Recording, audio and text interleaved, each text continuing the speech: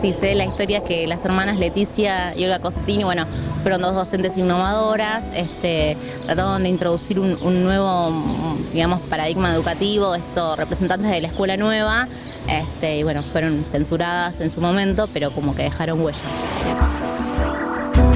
Y la verdad que este año se armó un grupo de amigos, compañeros bastante lindo y hacemos un grupo de estudio. Generalmente después de la una nos juntamos en algún lado y estudiamos alguna materia de ese día o de la semana, así estamos al día también. Siempre está la figura digamos, de la jerarquía más alta, que eso en otras facultades no pasa. Así que eso está bueno, siempre están a tu escucha, pendiente de las demandas, eso es valorable, me gusta mucho.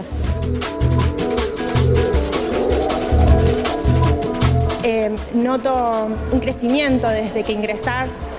Yo, por ejemplo, estoy terminando tercero, un crecimiento intelectual muy importante. Hay un acompañamiento docente interesantísimo, con docentes muy capaces. Todo lo que se haga por lo público, por la educación, está bueno.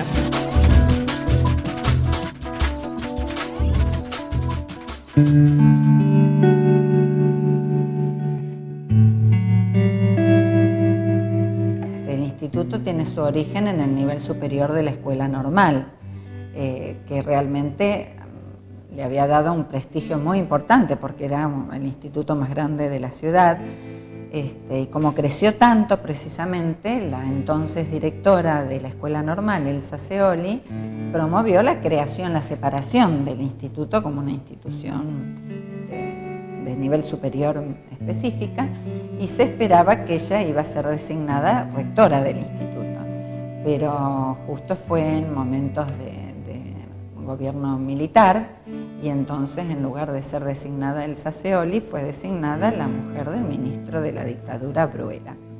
Eso hizo que durante esos años tenga un inicio como instituto muy conflictivo, porque quedó muy malas relaciones con la escuela normal, que era su madre, por decirlo de alguna manera, y además también signado su funcionamiento institucional, porque aún en el viejo reglamento de los institutos de nivel superior, nacionales como era esto, ya se preveía un funcionamiento, un modelo de gestión similar al de la universidad, es decir, con un cogobierno, con autoridades electas y renovables.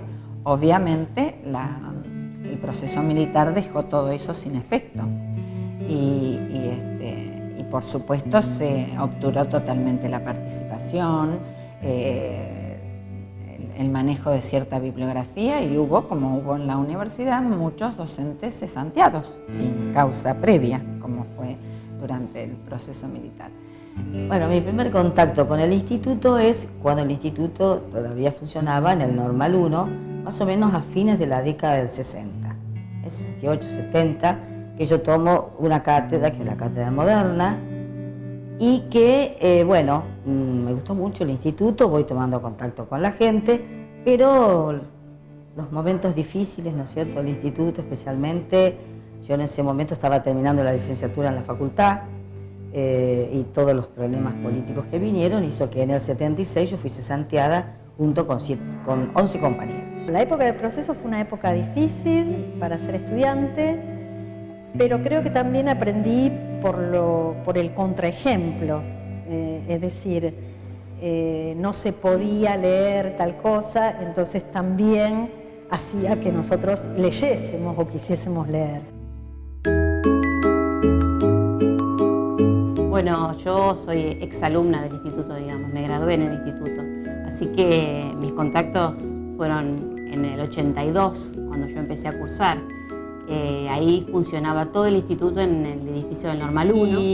Y de esa época lo que más recuerdo es que, bueno, nosotros tomamos la transición de lo que fue, digamos, una organización autoritaria de facto, y vino todo un aire nuevo cuando asumió la rectoría Videmenin. Entonces recuerdo que la mitad de mi carrera fue de un modo, me acuerdo de los exámenes con el bolillero, que lo teníamos ahí, teníamos que sacar, me acuerdo de lo estricto, ¿no?, y de lo estructurado que resultaban muchas cosas y lo difícil que se hacía a veces porque era muy reglamentarista.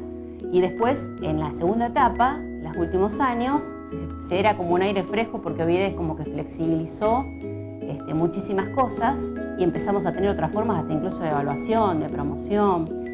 O sea que eso fue un quiebre importante. En ese año, Menin me invitó a desempeñarme como profesor en el instituto. Después de una muy larga experiencia docente mía en el país, en el extranjero, en Inglaterra, en Chile, en distintos lugares del país, gambeteando durante la época del proceso militar para poder trabajar significativamente y en la docencia, cuando se cerraban las posibilidades, entre tantas otras mucho más cruentas, se cerraban las posibilidades de trabajo. Por un lado, en esa época se mantenían los planes de estudio, así que no fue posible, sino hasta que no fui director nacional de enseñanza superior, no pude hacer modificaciones. ¿Por qué? Porque había quedado mucha gente que había colaborado con el proceso, a punto tal que yo traté de dar de baja a 2 profesores que eran interinos y sin embargo no pude hacerlo. Después, cuando fui director nacional, sí tratamos de hacer los concursos, con lo cual eso morigeró las tensiones que se habían producido, ¿verdad? Empezamos a reincorporar a toda la gente que había sido cesanteada, entre ellos el profesor Salman, el profesor Merli, la profesora Cristina Rondo, muchísima gente, pero la fuimos reintegrando en las cátedras que se iban desocupando, porque no podíamos dejar afuera, así por un decreto, a la gente que había ingresado en el proceso. Entonces fue una etapa muy dura, porque coexistían la gente que había sido cesanteada sin ninguna causa y la gente que había ocupado su lugar sin ningún prurito, sin ninguna ética, sin ningún código, digamos, ¿no? Fue también una etapa bastante de formación, de conciencia, de participación en los estudiantes que no tenían, la institución no tenía historia en ese sentido, así que hubo que trabajarla también. Hubo cosas lindas. En el momento que yo estudiaba, junto con otros colegas que ahora están también trabajando acá en el instituto, nosotros fundamos el centro de estudiantes.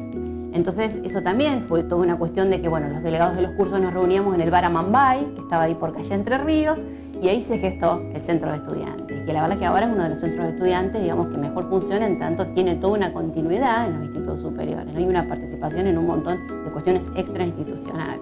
Me acuerdo siendo alumna, creo que el último año de ser alumna, había habido varias secuencias de llamados de bomba, avisos de bomba, y había que desalojar. Liliana Sanjurjo en ese momento, un día nos llama a todos, estábamos en clase, y dice: todo el mundo ya al salón de actos, en la escuela normal estoy hablando. Y vamos a ver qué pasa. Bueno, si acabamos de recibir otra amenaza de bomba, yo decidí no desalojar la institución. Esto es terrorismo, hacer este tipo de cosas es terrorismo, y yo me hago cargo que acá no se desaloja y vamos a tomar todas las medidas para que esto no ocurra nuevamente. Y nunca más pasó. Todos nos quedamos de una pieza. Yo tomé el modelo de la universidad, ¿verdad? Y además propiciamos la elección periódica también de los presidentes de los centros de estudiantes. La presencia del estudiante, más allá de que nos guste o no nos guste, la capacidad de cuestionamiento que tiene. Esa primera etapa donde íbamos por el Normal 1, me acuerdo gritando: democracia, participación, centro de estudiantes en acción. Se armó una primera comisión, incluso trabajó Guillermo Solé, estaba Alejandro Pérez Leiva, Marcela Dotavio, o sea, todo un grupo de gente que, ya te digo, hoy nos encontramos en las aulas y muchas veces recordamos cómo fue toda esa primera etapa estudiantil.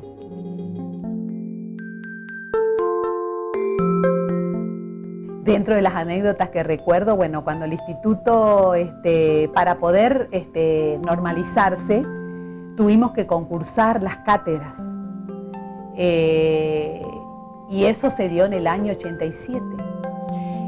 Bueno, todo ese proceso nos llevó como 6 años y nos tomó en mitad del proceso de los concursos el gobierno de Menem, que nos titularizó por decreto. Después de todo el sacrificio que habíamos hecho para empezar los primeros concursos, nos titularizó por decreto. O sea que cortaban mi normalización. Por lo tanto, yo renuncié al cargo de vice. Porque hasta ese momento el instituto funcionaba en turno vespertino, únicamente, porque de día usaba el edificio normal. Entonces, bueno, yo y otra compañera fuimos a tecnológica y un poco fuimos preceptoras, rectores, porteros, de todo, hasta que eso se armó. Que se llenó de estudiantes, se abrieron un montón de lugares de trabajo, eso nos permitió reincorporar a todos los docentes que habían sido cesanteados. Entonces desdoblaron, en el caso nuestro de historia, los cursos, de manera que yo y mis compañeras que habían sido cesanteadas empezamos a trabajar con los antecedentes que teníamos a la mañana y no se desplazó a la gente de la noche. Y eso significó también empezar a aprender a convivir, porque eran dos posturas medianamente distintas. Bueno, a partir de ahí yo me quedo en el instituto hasta que me jubilo en el año 2003.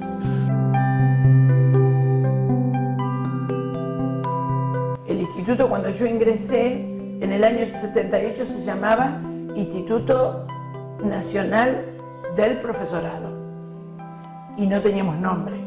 Después, en el año 89, la Nación nos cambia por Instituto de Enseñanza Superior, pero a todos los institutos les ponen la misma denominación. Entonces era necesario colocarle un nombre al instituto. Es así entonces como presentan varias propuestas y se elige el nombre de Olga Cossetini. Era la época en que el doctor Menem estaba en la Dirección de Enseñanza Superior. Él pensó que la gran mayoría de los institutos de profesorado, así decía la resolución, necesitaban un nombre. Y ese nombre decía que debía estar relacionado con la educación y con el lugar donde estaba instalada la institución. Se hizo por un proceso en el que participaron los docentes y los alumnos votando diferentes propuestas de nombre. Institucionalizamos las votaciones en el instituto, lo hicimos democrático. Y las elecciones para todo, para el centro de estudiantes, para jefe de departamento, ya 2 veces me votaron. Y también hicimos elecciones para el nombre. Se propusieron varios nombres con una fundamentación y después se votó, pero no era vinculante esa elección. Lo digo esto porque no sé si la que sacó más votos fue el nombre Olga Cossetini.